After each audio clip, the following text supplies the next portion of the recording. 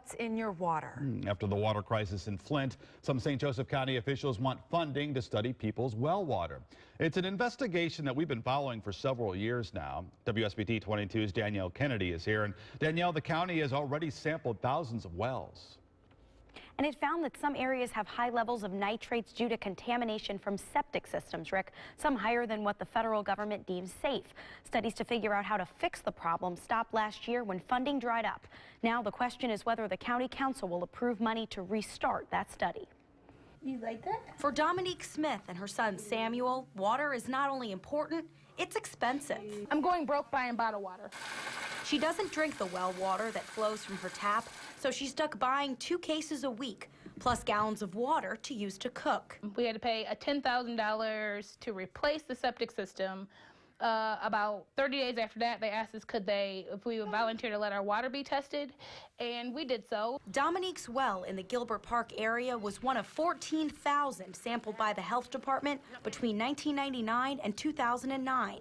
The red dots you see on this map show her neighborhood and others in our area like Granger, where wells tested high in nitrates. We found pharmaceutical products,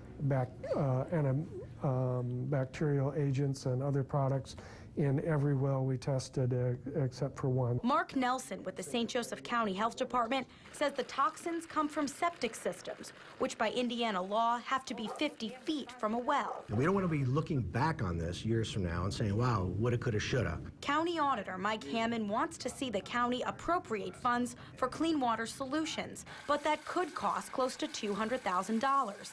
And the cost of potentially hooking up to other water sources is one reason Kathy Thornton doesn't want to see the county move forward with new studies. If we were afraid, we'd get our water tested. And if we found high nitrates, we'd get reverse osmosis. The cost, a couple $100, not $200,000 to do another study. We don't need that.